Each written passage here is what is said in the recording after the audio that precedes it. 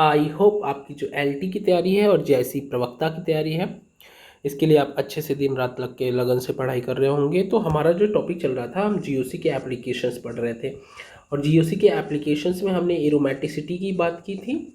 हमने अभी तक एरोमेटिसिटी की चर्चा की। आज इस क्लास में देखो आप क्या क्या पढ़ लोगे। एरोमेटिसिटी की चर्चा कर ली आप इस क्लास में। आज एसिड बेस केमिस्ट्री जो हमारा चल रहा है, जिसमें हम सारा इलेक्ट्रॉनिक इफेक्ट का रिवीजन कर रहे हैं, राइट। तो एसिड बेस कैरेक्टर में जो एसिड वाला पार्ट है वो जनरली आज आप कर लोगे, ये कंप्लीट हो जाएगा दूसरे लेक्चर में। इसके बाद जो लेक्चर मिलेगा आपको उसमें बेस वाला कवर हो जाएगा। लेकिन ये है कि एसिड बेस केमिस्ट्री पढ़ने के बाद, इन लेक्चर्स को करने के बाद इतना इनफ है, इतना जो भी लेक्चर कराऊंगा ये इनफ है। चाहे आप एलटी की तैयारी करें, चाहे आप जीआईसी प्रवक्ता की तैयारी कर रहे हैं, इतना इनफ है। क्वेश्चंस यहाँ से फंस जाएंगे, इनफ है। इसके बाद आप बस क्विक रिवीजन किताबों से कर लीजिएगा, थ्योरी का कोई भी बुक और फॉलो करिए, कुछ भी फॉलो करिए, कोई दिक्कत नहीं है, क्विक रिवीजन आप कर लीजिए। तो जो हमारी बात हो रही थी हमने यहाँ पे ख़त्म किया था कि जो आपका वाटर है, वाटर जनरली ज़्यादा एसिडिक होता है एज़ कम्पेयर टू एल्कोहल। हमने यहाँ बात ख़त्म की थी, ये एसिडिक ऑर्डर था। लेकिन आपने बोला था कि एक CH3OH है, जो कि CH3OH इकलौता एक ऐसा ही एल्कोहल है, मिथाइल एल्कोहल जो वाटर से ज़्यादा एसिडिक होता है। देखो ये सारी वैल्यूज़ हमने ना, ये सारे डाटा जो है ये हमने पीके वैल्यू से लिए हैं। किससे लिए? पीके वैल्यू। पीके वैल्यू किसी का जितना कम होगा उसका एसिडिक स्ट्रेंथ उतनी ही ज़्यादा होगी। ये मैंने आपको पिछली क्लास में बताया हुआ है। तो ये सारा कुछ किससे आ रहा है? पीके वैल्यू से आ रहा है। एसिडिक होने के लिए आपने क्या देखा था? एसिडिक कोई भी कंपाउंड अगर एसिडिक है तो उसके लिए दो चीज़ें डिफाइंड होगी। एक डिसोसिएशन कांस्टेंट के, अगर एसिड होगा H तो डिसोसिएट होगा H+ और A- में। A- कितना स्टेबल होगा इसी पे डिपेंड करेगा कि आपका एसिड कितना स्ट्रांग है। तो इस यहाँ से जो आपने निकाला था वहाँ निकाला था डिसोसिएशन कांस्टेंट, जाके पिछली क्लास आप कवर करिए। -log K आप जब कर देते हो तो ये बन जाता है पीके। तो K ज़्यादा से ज़्यादा होना चाहिए और पीके क्या होना चाहिए? कम से कम। आप इस तरह कॉन्सेप्ट्स को अपने बनाइए, धीरे धीरे बनाइए, ठीक है। इसी तरह आप कॉन्सेप्ट को धीरे धीरे आप बनाइए। किसी भी एसिड के लिए उसका K सबसे ज़्यादा होना चाहिए, पीके कम होना चाहिए। तो ना थोड़ा थोड़ा आइडिया आप ले लो। आपका जो आपने जो एल्कोहल CH3OH बोला उसका जनरली जानते हो आप पीके कितना होता है? याद करने की ज़रूरत नहीं है, फिर बता देता हूँ, 15.5। और वाटर का पीके होता है लगभग आपका 15.7। पीके किसका कम है? मिथाइल अल्कोहल का, इसलिए मैंने इसको एसिडिक बोला है। तो ये कुछ वैल्यूज़ आपके दिमाग में रहे तो बेहतर है। कुछ वैल्यूज आपको याद होनी चाहिए, जैसे फॉर्मिक एसिड हो गया HCOOH, इसका पीके वैल्यू होता है लगभग 3.7। ये ठीक है, याद है तो ठीक है, नहीं याद है तो भी कोई बात नहीं। ये है बेंजोइक एसिड, रिंग पे COH, बेंजोइक एसिड का 4.2 होता है। तो ये डाटा हमें ये बताता है कि आपका जो फॉर्मिक एसिड होता है वो ज़्यादा एसिडिक होता है as compare to benzoic acid. ये छोटे छोटे डाउट है, छोटे छोटे क्वेश्चंस एग्जाम में बहुत भर भर के पूछे जाते हैं, चाहे एलटी हो चाहे कोई भी एग्जाम हो। यहाँ देखो एक पॉइंट निकल के आया, फॉर्मिक एसिड बेंजोइक एसिड से ज़्यादा एसिडिक होता है। अगर ये बिल्कुल दिमाग में आप सेट करके रखिए, ठीक है। तो फॉर्मिक एसिड बेंजोइक एसिड से ज़्यादा एसिडिक होता है। एसिटिक एसिड की बात करूँ तो जो एसिटिक एसिड है CH3COH, इसका होता है 4.7। तो एक ओवरऑल आइडिया बनाया जाए अगर, तो सबसे ज़्यादा एसिडिक कौन होगा? Formic acid. इसके बाद बेंजोइक एसिड। अगर मैं ये एसिटिक एसिड वाले ऑर्डर में बात कर रहा हूँ तो ये तीन अगर मैं क्वेश्चन दे दूँ आपको, formic acid, benzoic acid, acetic acid में कौन ज़्यादा एसिटिक है, तो आप ये ऑर्डर हमेशा दिमाग में सेट करके रखना। देखो सिर्फ वही बातें करेंगे जो एग्ज़ाम के लिए ज़रूरी हैं, सिर्फ वही बातें हम करेंगे जो एग्ज़ाम के लिए ज़रूरी हैं, ठीक है। इसलिए यहाँ पे रहोगे तो आपको सिर्फ वही बातें पता चलेंगी जो एग्ज़ाम के लिए ज़रूरी है, ठीक। इतना आप अभी दिमाग में रखिए।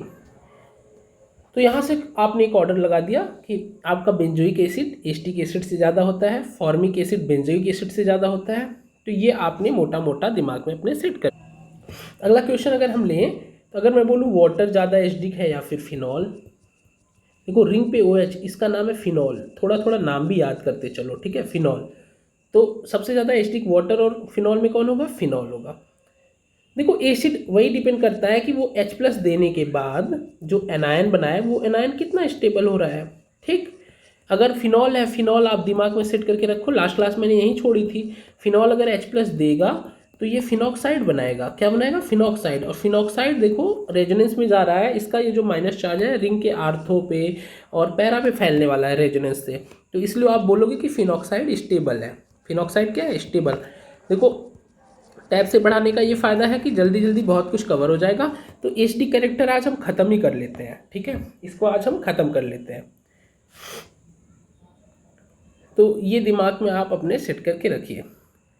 दूसरी चीज़, अगर मैं क्वेश्चन दे दूं कि जो आपका एसिडिक ग्रुप है, अगर मैं एसिडिक एसिड की बात करूं, चाहे यहाँ R कुछ भी लगा दूं, रिंग लगाता हूं तो बेंजोइक बन जाएगा, CH3 लगाता हूं तो एसिडिक बन जाएगा, H लगाता हूं तो फॉर्मिक बन जाएगा। मैं अगला क्वेश्चन कंपेयर कर रहा हूं एसिडिक एसिड ग्रुप में और फिनॉल में, which one is more acidic.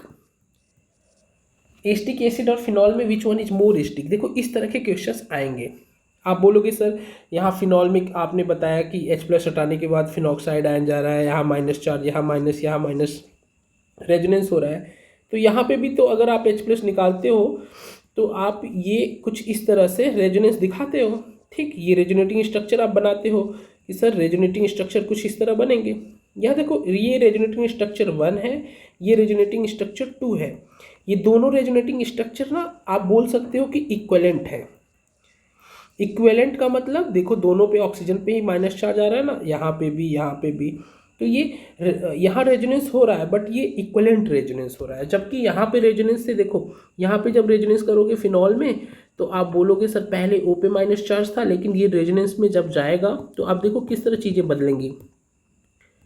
Minus charge आपका आने वाला है किस पे? कार्बन पे। फिर ये इधर जाएगा तो फिर किस पे आएगा माइनस चार्ज? कार्बन पे आएगा। तो जब इस तरह की चीज़ें हो जाएंगी तो आप बोलोगे ये नॉन इक्विवेलेंट है। पहले ऑक्सीजन पे माइनस था, फिर बाद में किस पे आने लगा? कार्बन पे आने लगा। तो यहाँ पे भले ही रेजोनेटिंग स्ट्रक्चर ये बना, एक और बनेगा, ठीक। यहाँ नंबर ऑफ रेजोनेटिंग स्ट्रक्चर ज़्यादा है, फिनॉल के केस में नंबर ऑफ रेजोनेटिंग स्ट्रक्चर ज़्यादा है, लेकिन they are non equivalent. They are non equivalent, वो अनसिमेट्रिकल है, ठीक, नॉन इक्विवेलेंट। तो इसलिए हम बोलेंगे जो एसिडिक ग्रुप होता है वो ज़्यादा एसिडिक होता है एज कम्पेयर टू फिनॉल। ये आप बिल्कुल दिमाग में नोट्स में डाल लीजिए। प्री के लिए रिवीजन क्लास समझिए आप कि आपने क्या बोला कि जो एसिडिक COH ग्रुप होता है वो आपका फिनॉलिक ग्रुप से ज़्यादा एसिडिक होता है। ये आप अपने नोट्स में डाल लीजिए, ठीक है। अगला क्वेश्चन उठाते हैं, क्वेश्चन से ही आपकी थ्योरी कंप्लीट कराने की कोशिश करते हैं। अगला क्वेश्चन आप उठाते हैं कि ध्यान से देखो, जितने भी आपके एल्कोहल है, 1 degree alcohol, 2 degree alcohol, 3 degree alcohol, आप जानते होंगे इसको कि कार्बन पे OH जुड़ा हुआ है, वो कितने कार्बन से जुड़ा है? 1, तो ये 1 डिग्री हो गया। किसी भी कार्बन पे OH जुड़ा हुआ है, ये अगर 2 मिथाइल ग्रुप या 2 एल्काइल ग्रुप से जुड़ा हो तो ये 2 डिग्री हो गया। बेसिक स्ट्रक्चर बना दे रहा हूँ, CH3 CH3 CH3। ये तो ज़रूर याद रखिए LT के लिए, 1 degree alcohol, 2 degree alcohol, 3 degree alcohol में सबसे ज़्यादा एसिडिक कौन होता है? बिल्कुल दिमाग में अपने सेट करके रखिए, सबसे ज़्यादा एसिडिक कौन होता है? 1 degree, then 2 degree, then 3 degree. बिल्कुल दिमाग में सेट करके ये रखिएगा क्वेश्चन।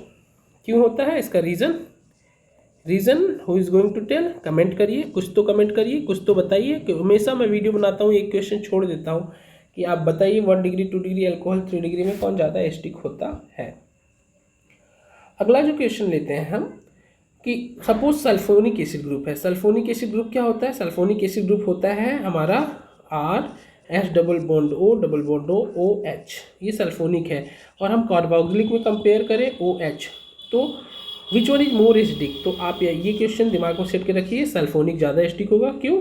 रिवीजन क्लास है, क्योंकि ये जब उतरेगा तो यहाँ पे एक रेजोनेटिंग इससे, एक रेजोनेटिंग इससे, यहाँ नंबर ऑफ रेजोनेटिंग स्ट्रक्चर्स ज़्यादा होंगे यहाँ पे, जबकि आपके 2 रेजोनेटिंग स्ट्रक्चर्स होंगे, यहाँ 3 रेजोनेटिंग स्ट्रक्चर होंगे, यहाँ तीनों इक्विवेलेंट होंगे, यहाँ दोनों इक्विवेलेंट होंगे, लेकिन यहाँ 3 बन रहे हैं और तीनों इक्विवेलेंट है, ऑक्सीजन पे ही माइनस जाएगा, इसलिए सल्फोनिक एसिड ग्रुप ज़्यादा एसिडिक होता है। इस तरीके के क्वेश्चंस बड़े इंपॉर्टेंट।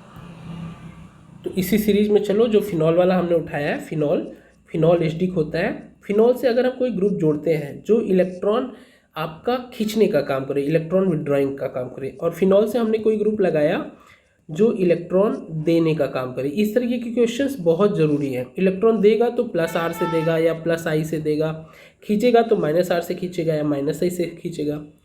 और अगर कंपेयर करें फिनॉल में, इन तीन में कंपेयर करें, फिनॉल पे ऐसा ग्रुप लगा दिया जो इलेक्ट्रॉन खींच रहा है, इसे ए मान लेते हैं, इसे बी, इसे सी। तो which one is most acidic? सबसे ज़्यादा एसिडिक होगा जब फिनॉल से कोई ग्रुप लगा हो जो इलेक्ट्रॉन विड्रॉइंग है, खींचने वाला, ए, उसके बाद सी, इसके बाद बी। मतलब फिनॉल से ऐसा ग्रुप लगा दें जो इलेक्ट्रॉन देने वाला हो, तो वो उसकी एसिडिक स्ट्रेंथ घटाएगा, एसिडिक स्ट्रेंथ घटाएगा। यहाँ पे एसिडिक स्ट्रेंथ क्या करेगा? घटाएगा। यहाँ पे एसिडिक स्ट्रेंथ बढ़ेगी। यहाँ से क्वेश्चंस मिलेंगे आपको, इस तरह के क्वेश्चंस मिलेंगे। ठीक, कंपटीशन फिनॉल के कंपेयर में जब कोई ग्रुप लगा दोगे जो इलेक्ट्रॉन खींचे तो एसिडिक स्ट्रेंथ बढ़ाएगा, जो इलेक्ट्रॉन दे एसिडिक स्ट्रेंथ घटाएगा।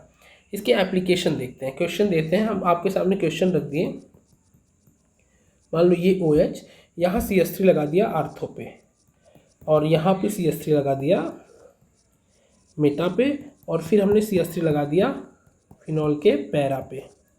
इन तीनों में कंपेयर करोगे, ध्यान से देखो। जब आप कंपेयर करोगे तो सबसे पहले इलेक्ट्रॉनिक इफेक्ट देखो। ये CH3 इलेक्ट्रॉन देगा इंडक्टिव से, लेकिन अब ये हाइपर कंजुगेशन अगर आपने पढ़ा है तो ये हाइपर कंजुगेशन से भी इलेक्ट्रॉन दे रहा है।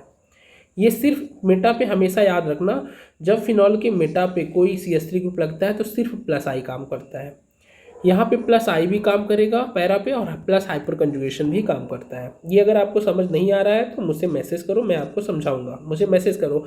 ठीक, देखो इंडक्टिव हाइपर कंजुगेशन तो एक समान है इसमें भी और इसमें भी, लेकिन इंडक्टिव डिस्टेंस पर डिपेंड करता है। सबसे ज़्यादा इंडक्टिव कहाँ लगेगा? यहाँ। इन तीनों को देखोगे, तीनों में इलेक्ट्रॉन दिया जा रहा है। सबसे कम किस में दिया जा रहा है? सिर्फ प्लस आई यहाँ पे है। तो अगर इसे 1 बोलूँ, इसे 2 बोलूँ, इसे 3 बोलूँ, तो सबसे ज़्यादा एसिडिक कौन होगा? 2। इसके बाद किसका नंबर आएगा? 3 का, इसके बाद 1 का, क्योंकि इलेक्ट्रॉन यहाँ दिया जा रहा है लेकिन यहाँ इंडक्टिव कम होगा एज कम्पेयर टू पहले में। पहले में इंडक्टिव ज़्यादा होगा क्योंकि वो डिस्टेंस बगल में ही है आर्थो पोजिशन पे। तो जब भी फिनॉल से रिजल्ट क्या निकल के आया? फिनॉल से कोई भी ग्रुप जोड़ोगे जो इलेक्ट्रॉन दे रहा हो, वो एसिडिक स्ट्रेंथ घटाएगा, एसिडिक स्ट्रेंथ घटाएगा। ठीक है, क्यों घटाएगा? क्यों घटाएगा? इधर देखो, जल्दी से देख ले क्यों घटाएगा। देखो फिनॉल क्या होगा कि मोटा मोटा देखा जाए तो फिनॉल H+ देने के बाद फिनॉक्साइड बनाता है O-। ये अगर आप यहाँ कोई ग्रुप लगा दियो जो इलेक्ट्रॉन दे रहा है तो वो इस रेजोनेंस को अपोज करेगा, रेजोनेंस को क्या करेगा? अपोज करेगा।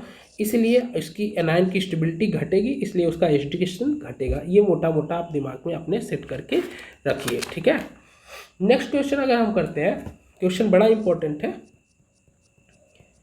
फिनॉल है, यहाँ पे हमने फ्लोरीन लगा रखा है, यहाँ फिनॉल ग्रुप लगाया और हमने यहाँ क्लोरीन लगा रखा है। इन दोनों में कौन एसिडिक है? लाइव क्लास होती तो देखो ज़्यादा मज़ा आता है। इन दोनों में कौन एसिडिक है? ये क्वेश्चन मैं ज़रूर देता लाइव क्लास में।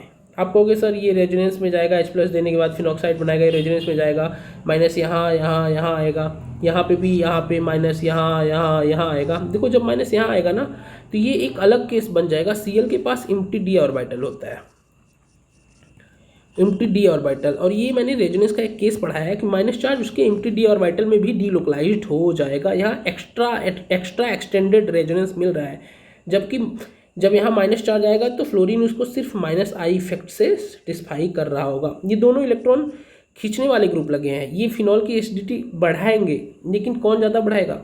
यहाँ रेजोनेंस से माइनस चार्ज फैलेगा, डीलोकलाइज होगा, यहाँ सिर्फ माइनस आई से इस माइनस चार्ज को स्टेबिलिटी मिलेगी। देखो माइनस चार्ज से ऐसे ग्रुप जुड़े होने चाहिए जो इलेक्ट्रॉन खींचें, तो वो इसको स्टेबल करेंगे। ये जो एक्सटेंडेड रेजोनेंस है ना, ये इसको ज़्यादा एसिडिक बनाएगा। ये क्वेश्चन बहुत इंपॉर्टेंट है, आप अपने क्वेश्चन में नोट डाउन कर लीजिएगा, चाहे आप लेक्चरर के लिए पढ़ रहे हो चाहे LT के लिए पढ़ रहे हो, कि भाई जो आपका फिनॉलिक ग्रुप है यहाँ फ्लोरीन जोड़ दिया, यहाँ क्लोरीन जोड़ दिया। ठीक, जल्दी जल्दी थोड़ा अगर आ रहा हूँ तो आप समझ जाओ क्लोरीन वाला पार्ट ज़्यादा एसिडिक होगा। डाउट अगर है, अगर आपको नहीं समझ आ रहा है तो आप प्लीज़ मुझे कमेंट सेक्शन में मैसेज करो।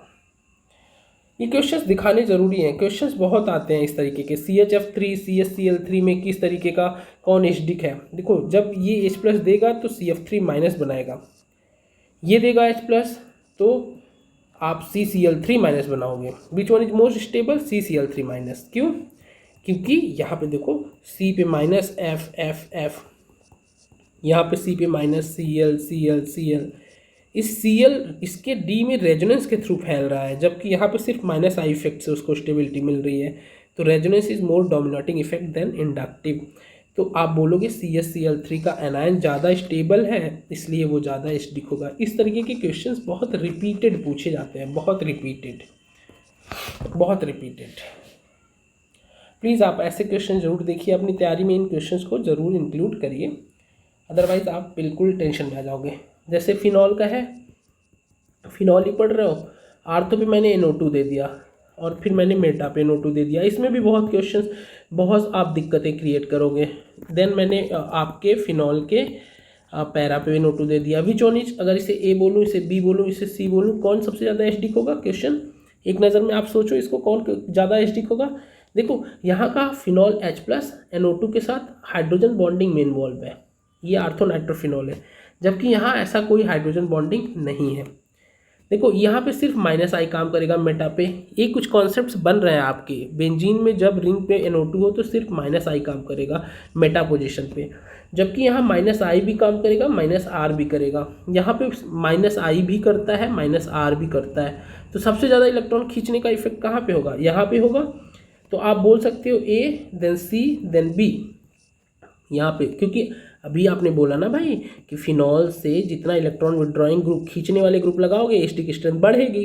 तो ये तीनों ही खींच रहे हैं, NO2 खींचने वाला ग्रुप है, यहाँ -I -R से खींच रहा है, यहाँ -I -R से खींच रहा है, यहाँ आपका सिर्फ -I से खींच रहा है। तो -I यहाँ ज़्यादा होगी तो आप ये ऑर्डर लगा दोगे। लेकिन यहाँ देखो हाइड्रोजन बॉन्डिंग में हाइड्रोजन गया है, अगर वो हाइड्रोजन बॉन्डिंग में है तो उसको ईजिली निकाल नहीं सकते, इसलिए आप ऑर्डर बनाओगे C सबसे ज़्यादा होगा, C सबसे ज़्यादा होगा, देन A का ऑर्डर लगाओगे, देन B का ऑर्डर लगाओगे। ये ऑर्डर आप दिमाग में रखना, ये गलत ऑर्डर है। इस तरीके के क्वेश्चंस बड़े फ्रिक्वेंटली पूछे जाएंगे भाई, बहुत फ्रिक्वेंटली। ठीक, चलो अब आपने बोला कि सर फिनॉल सिस्टम पढ़ा रहे हो, तो फिनॉल से ठीक है, फिनॉल का सिस्टम लो। फिनॉल आपने जोड़ा, यहाँ CH3 जोड़ दिया, यहाँ आपने फिनॉलिक्स। ये क्वेश्चंस, इस तरीके के क्वेश्चंस आएंगे आपके एग्जाम में। ये क्वेश्चन है, इन चारों में कंपेयर करो जरा, OMe, OCH3, इन चारों में कंपेयर करोगे। देखो सबसे पहले आपको फिनॉल के ऊपर जो ग्रुप लगे हैं इनका इफेक्ट देखना है कि ये हाइपर कंजुगेशन भी दे रहा है, ये इंडक्टिव भी दे रहा है, ये सिर्फ -I दे रहा है, -I रिंग पे Cl -I डोमिनेटिंग है। यहाँ पे लोन पेयर भी जाता है तो +M भी है और -I भी है, लेकिन +M डोमिनेटिंग होता है हमेशा। NO2 का -M -I दोनों काम करेगा, लेकिन -M हमेशा -I पे डोमिनेट करता है। ये थोड़ी थोड़ी चीज़ें आपको दिमाग में रखनी है। तो सबसे ज़्यादा कौन खींचेगा? ये चौथा वाला। तो सबसे पहले अगर मैं इसे नंबरिंग दे दूँ 1 2 3 4, तो सबसे ज़्यादा एसिडिक कौन होगा? 4। इसके बाद किसका नंबर आएगा? इसके बाद किसका नंबर आएगा? इलेक्ट्रॉन खींचने वाला ग्रुप कौन? दूसरा।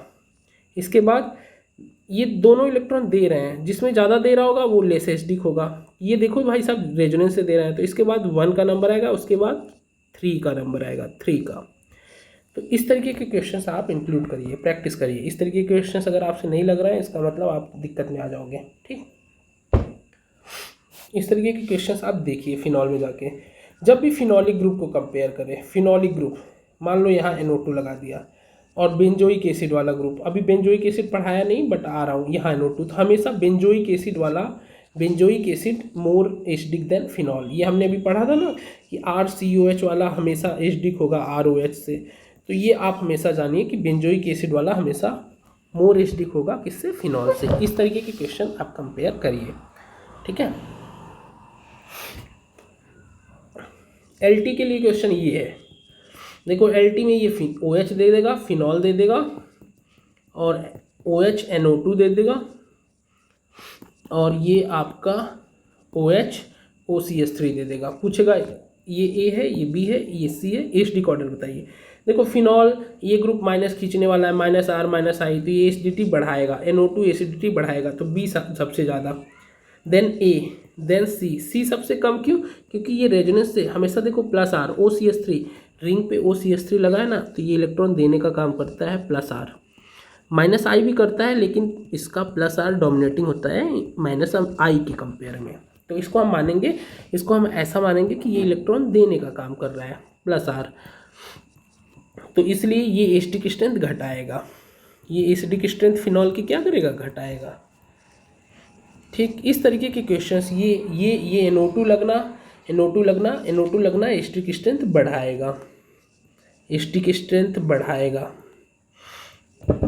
इस तरीके के क्वेश्चंस देखो, बहुत कम टाइम में बहुत तरीके के क्वेश्चंस आपके सामने मैं रख दे रहा हूँ। इस तरीके के क्वेश्चंस बड़े इंपॉर्टेंट है, बहुत आते हैं, बहुत ज़्यादा। चलो आगे बढ़ते हैं। आगे हम ना ऐसे डिस्कस करते हैं कंपाउंड जिसमें एरोमेटिक कार्बोक्सिलिक,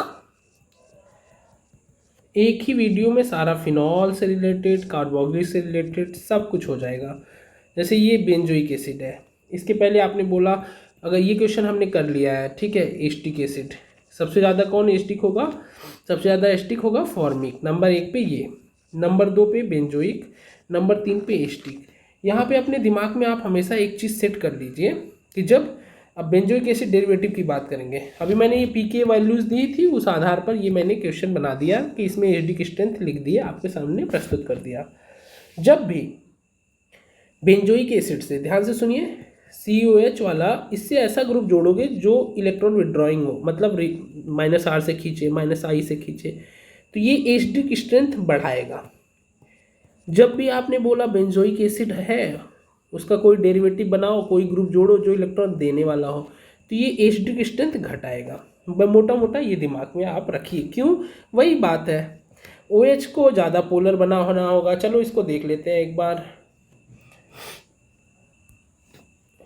जैसे अभी इस पर हम डिस्कस करते हैं, यहाँ COH है, यहाँ NO2 लगा दिया, COH है, सबसे बेसिक क्वेश्चन लेते हैं बेंजोइक एसिड, यहाँ पे आप कोई देने वाला ग्रुप लगा दो, CH3 लगा दो, सबसे बेसिक बेंजोइक एसिड। इन तीनों में कंपेयर करोगे तो मोस्ट एसिडिक कौन होगा, ये भाई साहब, क्योंकि ये इलेक्ट्रॉन खींचने वाले ग्रुप है, ये देने वाले हैं, इसलिए ये सबसे तीसरे नंबर पे आएंगे। ये कम से कम इस पर कोई ग्रुप नहीं लगा है, तो ये 1 2 3 ये ऑर्डर दिमाग में सेट करके रखिए आप। मानिए अगला क्वेश्चन मैं उठाता हूँ, COH है, यहाँ NO2 लगा दिया, COH है, बेंजोइक एसिड, यहाँ NO2 लगा दिया मेटा पे, और हमने पैरा पे भी लगा दिया। अभी इसमें भी कोई टेंशन नहीं है। आप बोलोगे सबसे ज़्यादा इलेक्ट्रॉन विड्रॉइंग -I -R इसका है, इसका -I भी है, -R भी है, इसका सिर्फ -I मेटा पे सिर्फ NO2 का -I काम करेगा, तो सबसे ज़्यादा कौन होगा, ये होगा, फिर ये होगा, सॉरी ये नहीं, ये 2 नंबर पे ये, 3 नंबर पे ये मोटा मोटा इसमें भी कोई दिक्कत नहीं है। लेकिन अगला जो क्वेश्चन आएगा उसमें आपको दिक्कत होगी। देखो जैसे आपने बोल दिया कि सर ये आपका बेंजोइक एसिड है, यहाँ CH3 लगाया, और आपका ये बेंजोइक एसिड है, मेटा पे CH3 लगाया, और आपने बेंजोइक एसिड लिया और आर्थो पे CH3 लगाया। अब ये एक ऐसा क्वेश्चन है ना जो आपको सोचने पे मजबूर करेगा। ये A मान लो, ये B मान लो, ये C मान लो। देखो यहाँ पे हाइपर कंजुगेशन से इलेक्ट्रॉन दे रहा होगा, +H भी काम करता है। अब देखो यही तो प्रैक्टिस है, इसी को आपको सीखना है। +H +I दोनों काम करेगा, यहाँ सिर्फ +I काम करेगा, यहाँ पे +H भी काम करता है, +I भी। +I चूँकि डिस्टेंस डिपेंडेंट होता है, सबसे नज़दीक लगा है, आर्थो पे लगा, इसलिए यहाँ +I ज़्यादा।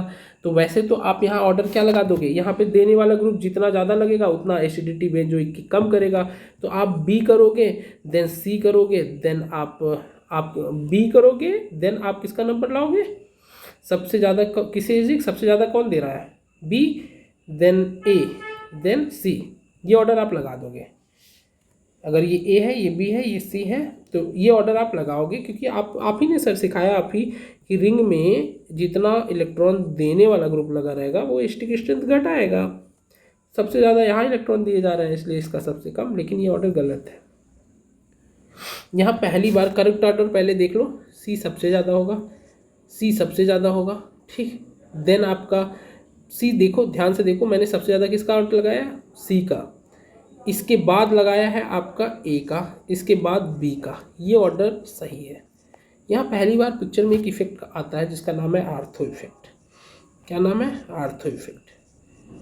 कहाँ काम करता है, बेंजोइक एसिड डेरिवेटिव में काम करता है। जहाँ पे बेंजोइक एसिड और COH, यहाँ पे अगर कभी इनके डेरिवेटिव में आर्थो इफेक्ट पिक्चर में आता है। क्या होता है, कैसे होता है, ये हम देखते हैं। देखो आर्थो इफेक्ट पहली बार पिक्चर में आया। आर्थो इफेक्ट होता क्या है सुनना, पहले आर्थो इफेक्ट सुन लो है क्या। जब भी कहीं बेंजोइक एसिड हो COOH, आर्थो पोजीशन पे कोई ग्रुप लगे, चाहे वो इलेक्ट्रॉन खींचने वाला हो, इलेक्ट्रॉन विड्रॉइंग हो, चाहे इलेक्ट्रॉन देने वाला हो, कोई भी ग्रुप हो इन दोनों में से, वो ज़्यादा एसिडिक होगा as compare to normal benzoic acid. क्यों? मतलब मोटा मोटा मैंने ये बोला कि जब भी बेंजोइक एसिड है, अगर आर्थो पे कोई ग्रुप लग गया तो एसिडिक स्ट्रेंथ बढ़ जाएगी, वो चाहे इलेक्ट्रॉन खींचने वाला हो चाहे देने वाला हो। मतलब सिंपल अगर ये बात करें कि यहाँ बेंजोइक एसिड है, यहाँ CH3 लगा दिया और सिंपल बेंजोइक एसिड में कंपेयर करें तो कौन ज़्यादा एसिडिक होगा? ये होगा। भले ही इसका नेचर है इलेक्ट्रॉन देना, फिर भी ये ज़्यादा एसिडिक होगा। यही है आर्थो इफेक्ट। तो क्या होता है आर्थो इफेक्ट, एक बार हम देखते हैं आर्थो इफेक्ट होता क्या है। देखो बेंजोइक एसिड एसिड क्यों है, ध्यान से देखो, यहाँ पे ये है बेंजोइक एसिड, ये कितना आसानी से H+ छोड़ देगा। मतलब ये जो इलेक्ट्रॉन है, ये इलेक्ट्रॉन कौन ले लेगा? ऑक्सीजन ले लेगा, तभी तो H+ छूटेगा, तभी तो बेंजोइक एसिड है। ठीक है, इसी पे तो डिपेंड करेगा ये कितना एसिडिक होगा। एसिडिक का मतलब H+ देना। कौन सा H+ देगा? यही वाला H+ देगा ना। जब ये H+ के फॉर्म में निकलेगा तो इसका मतलब ये इलेक्ट्रॉन किस पे जाएंगे? ऑक्सीजन पे जाएंगे। यही तो सीन होने वाला है। इलेक्ट्रॉन्स किस पे जाएंगे? ऑक्सीजन पे जाएंगे। जब इलेक्ट्रॉन्स ऑक्सीजन पे जाएंगे तो आप बोल सकते हो, इसको ऐसे देखो कि आपका जो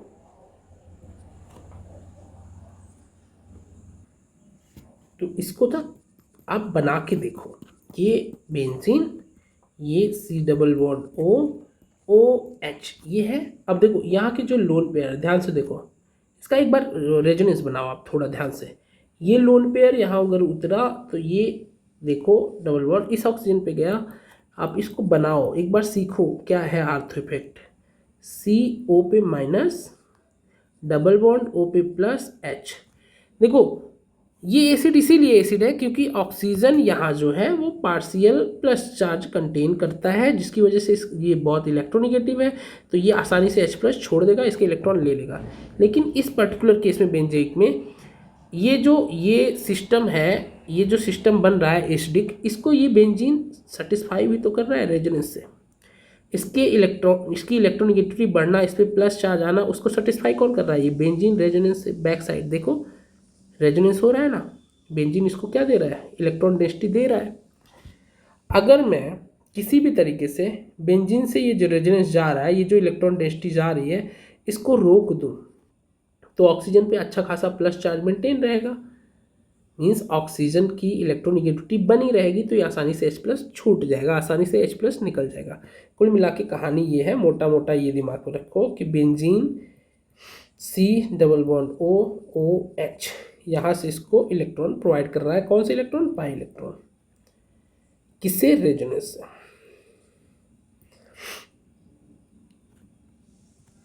अब ये जो पाई इलेक्ट्रॉन प्रोवाइड कर रहा है, ये सिस्टम चल रहा है, ये एसिडिक है, तो ये भाई साहब ये सिस्टम चल रहा है। अगर मैं यहाँ पे कोई आर्थो पे बड़ा बड़ा ग्रुप इंट्रोड्यूस करा देता हूँ तो इससे क्या होगा? जब भी आर्थो पे कोई ग्रुप होता है तो हम इस कहानी को, ये जो पाई इलेक्ट्रॉन बेंजीन प्रोवाइड करा पा रहा है, इसको हम ब्रेक कर देते हैं। क्यों ब्रेक कर देते हैं? हम यहाँ पे भीड़ भाड़ बढ़ा के, यहाँ पे भीड़ बढ़ा के, ये भी बड़ा ग्रुप है, यहाँ पे भीड़ बढ़ा के, देखो ये रेजोनेंस तभी होगा जब ये COH ग्रुप का प्लेन और बेंजीन रिंग का प्लेन एक ही होगा, क्योंकि रेजोनेंस हमेशा प्लेनर सिस्टम में होता है। हम क्या करते हैं? यहाँ पे भीड़ भाड़ बढ़ा देते हैं, भीड़ भाड़ बढ़ा के हम क्या करते हैं? रेजोनेंस जो हो रहा है बेंजीन का, उसको हम ब्रेक कर देते हैं। हम कंपाउंड को थोड़ा सा नॉन प्लेनर बना देते हैं। रेजोनेंस की कंडीशन है, लेकिन हम यहाँ ग्रुप इंट्रोड्यूस करा के कंपाउंड को क्या बना देते हैं? नॉन प्लेनर, जिसकी वजह से ये रेजोनेंस नहीं होता। जब ये रेजोनेंस नहीं होता तो ऑक्सीजन की इलेक्ट्रोनिगेटिविटी प्लस चार्ज अच्छा खासा मेंटेन रहता है, वो आसानी से H+ छोड़ देता है, एसिडिटी बढ़ जाती है। इसीलिए जब भी हम कहते हैं कि बेंजीन है, यहाँ पे COH है, यहाँ पे आपने COH यहाँ CH3 इंट्रोड्यूस करा दिया, ये CH3 आर्थो इफेक्ट का काम करेगा। आर्थो इफेक्ट का मतलब वो आपका जो ये रेजोनेंस हो रहा था बेंजीन, आप इसको ऐसे बनाइए, क्लियर बनाइए, थोड़ा सा गड़बड़ हो जा रहा है जल्दी जल्दी में। यहाँ से जो रेजोनेंस हो रहा था, आपने यहाँ CH3 ग्रुप या कोई भी बड़ा ग्रुप लगा के इस रेजोनेंस को रोक दिया, जिसकी वजह से इस COH में OH बॉन्ड की पोलैरिटी बढ़ गई। OH बॉन्ड की पोलैरिटी बढ़ गई। मोटा मोटा OH बॉन्ड की पोलैरिटी को सेटिस्फाई कौन कर रहा था? बेंजीन रिंग का ये भाई साहब ही तो बैक सपोर्ट उसको कर रहे थे रेजोनेंस से। ऑक्सीजन के प्लस चार्ज का जो सिस्टम था उसके प्लस चार्ज को कौन सेटिस्फाई कर रहा था? बेंजीन का ये प्लस R, उसी को आपने रोक दिया, जिसकी वजह से ऑक्सीजन की इलेक्ट्रोनेगेटिविटी बहुत बढ़ जाती है और उसका एसिटिक स्ट्रेंथ बढ़ जाता है। तो आर्थो इफेक्ट कुछ है नहीं। आर्थो इफेक्ट क्या है कि जब आर्थो पे कोई ग्रुप लगाते हो तो आप कुल मिला के रेजोनेंस को इनहिबिट कर दे रहा है, रेजोनेंस को रोक दे रहा है, इसीलिए इसको SIR भी कहते हैं, steric inhibition of resonance, steric inhibition of resonance.